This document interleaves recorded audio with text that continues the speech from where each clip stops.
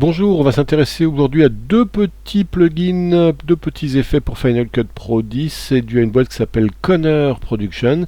Le premier c'est Conner Pro Dust et le deuxième c'est Conner Pro Rain.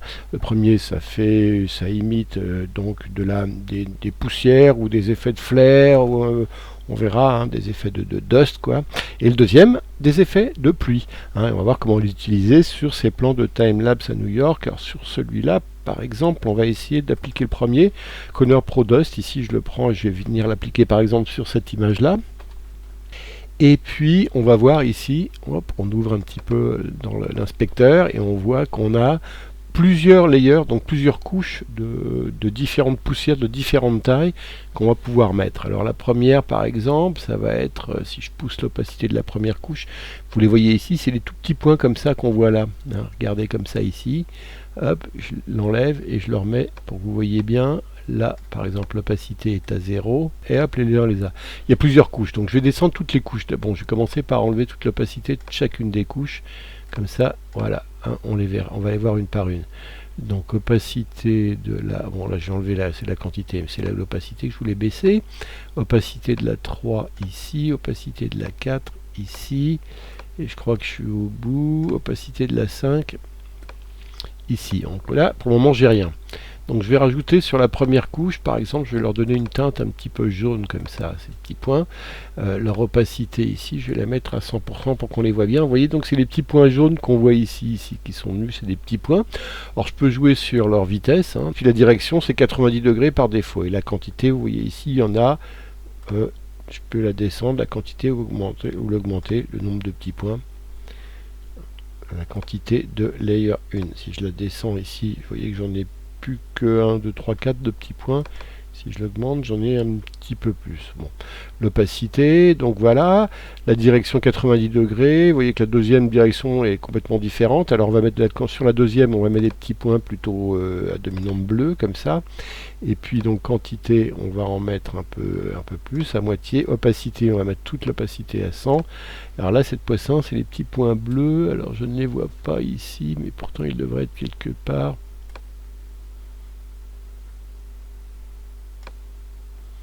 Peut-être que si je me mets en rouge, comme ça, je le verrai mieux. Orange. Ah oui, voilà, les points orange. Les voilà, les voilà. Il y en a un ici et un là. Si je descends l'opacité, on va le voir. Ouais, on les voit ici. C'est mes petits points orange ici, comme ça, qui ont l'air plus en mouvement.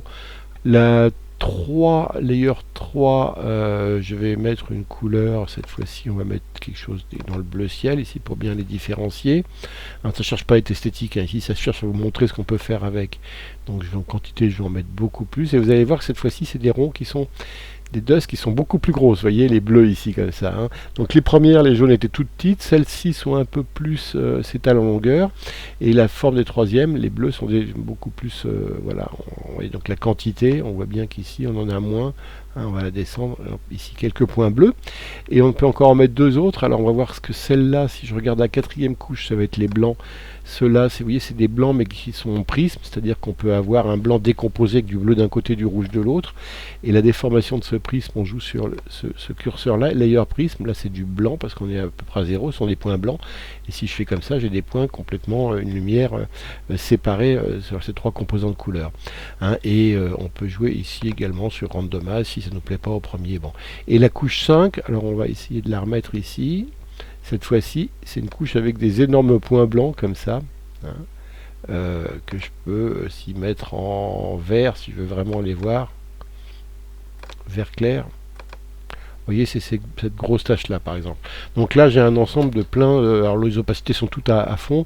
Alors halftone, c'est un fond. Regardez, c'est un fond plus ou moins. Regardez ici, comme ça, perturbé en croix. Qu'on enlève ou qu'on met selon les effets qu'on veut donner.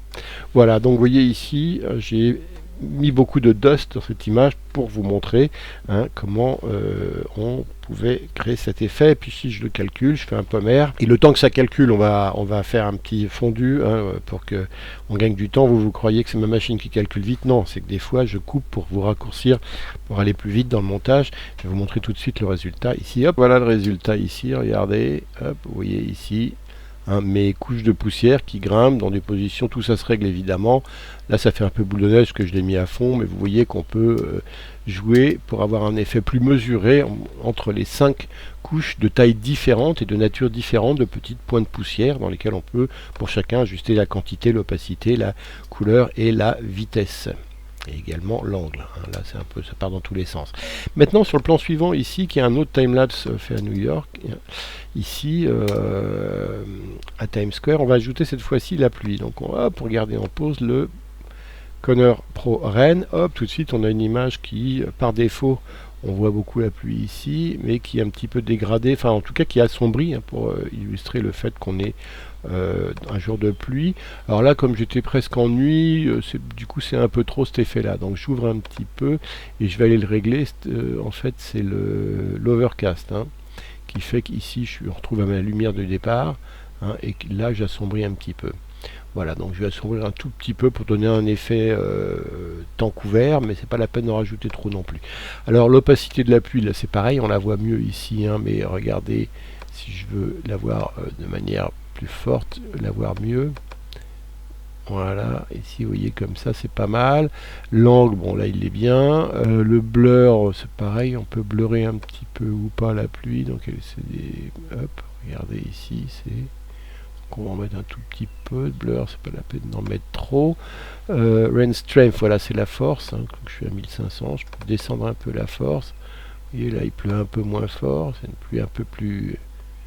Voilà, la pluie peut être plus ou moins fine. Alors là, c'est la rain size. Si je veux une pluie épaisse, regardez, j'ai des gouttes épaisses comme ça. Dans ce cas-là, j'en mettrai peut-être un peu moins fort. Un peu moins de vitesse également. Quoique non, sur la vitesse ça joue pas. Enfin, vous voyez qu'on peut a priori s'amuser aussi à jouer avec pas mal de paramètres. On peut avoir oui voilà, on peut avoir aussi des gouttes de pluie qui viennent se poser sur la lentille. Alors on les joue ici, regardez si c'est à fond ici, j'ai plein de gouttes qui sont venues se poser. Et puis on peut jouer sur également la couleur des gouttes d'eau, là, elle est plus blanche jaune, non, ouais, mettre vers quelque chose qui est plus vers le bleu ciel comme ça. Bottom plotter, c'est en bas, regardez ici ça joue sur également le bas de la lentille. Hop, si je le mets à fond, regardez en bas c'est bien sale, et puis si je l'enlève c'est moins, c'est comme de la buée, voilà, c'est comme de la buée en bas de notre lentille comme ça. Là je peux retourner un peu si je veux, voilà, mes effets de gouttes collées sur la lentille, et puis randomize si je veux changer mes gouttes d'eau. Donc voilà, j'ai tous mes paramètres d'eau. Là encore je vais rendre pour vous montrer ce que ça donne en dynamique sur ce timelapse ici. Voilà, et l'effet de pluie, je le regarde ici. Hop, voilà ma pluie qui tombe. Alors elle est peut-être je peux m'amuser peut-être à l'animer pour que ce soit plus réaliste, c'est-à-dire à faire que par exemple au début de mon plan, ici ma lentille wetlands, ce soit plutôt sur 0, et puis qu'à la fin du plan, vers la fin du plan, on arrive à une lentille qui a connu des choses comme ça.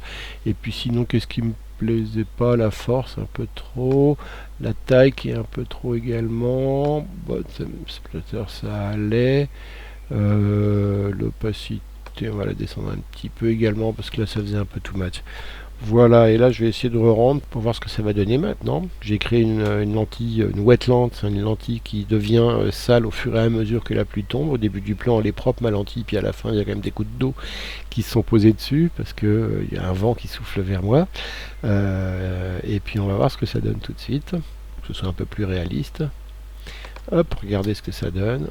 Voilà mon effet de pluie qui tombe sur Times Square à New York.